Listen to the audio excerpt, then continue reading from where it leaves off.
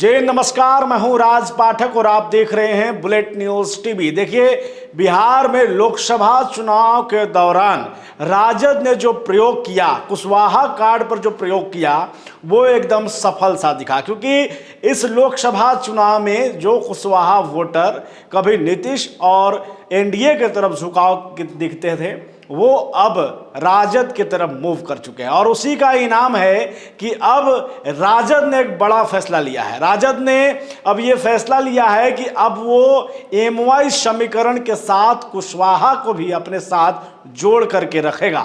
और इसी के दौरान राजद ने जो है खास करके ये फैसला किया है कि जो लोकसभा में संसदीय दल के जो नेता होंगे वो एक कुशवाहा होंगे और वो औरंगाबाद के सांसद अभय कुशवाहा होंगे। राजद ने अभय कुशवाहा को ये बड़ी जिम्मेवारी सौंपी है। आपको जानकारी है कि इस लोकसभा चुनाव में राजद कुल 22 सीटों पर चुनाव लड़ी, जिसमें 4 सीटों पर उन्हें सफलता मिली, जिसमें पाटलिपुत्रा सीट है, जिसमें आपको बक्सर सीट है, जिसमें आपको जहानाबाद सीट है और जिसमें औरंगाबाद लोकसभा सीट है।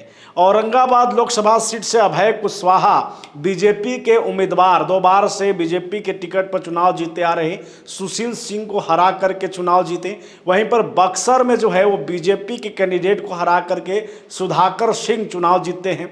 और जहानाबाद की चर्चा करेंगे तो जहानाबाद में शिवेंद्र प्रसाद यादव जो हैं वो चुनाव जीतते हैं, जदयू के कैंडिडेट को वहाँ पर हराते हैं।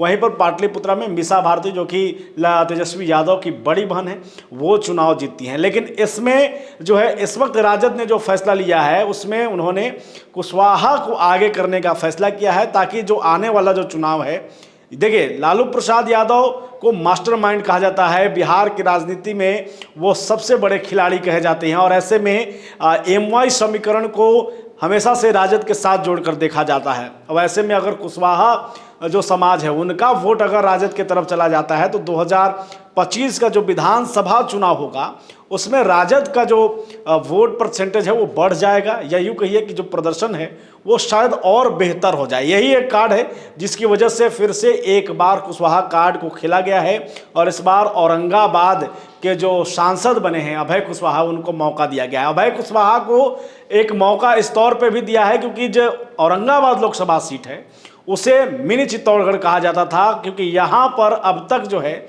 गैर राजपूत जाति का कोई भी उम्मीदवार चुनाव नहीं जीता। कई बार प्रयोग किए गए राजद की तरफ से और बाकी दलों की तरफ से, लेकिन यहाँ पर जो भी सांसद रहा वो राजपूत जाति का रहा। ऐसे में ये पहली बार हुआ कि एक रिकॉर्ड भी टूटा और अभय कुशवाहा जो हैं 80,000 से अधिक वोट से चुनाव जीतते भी हैं।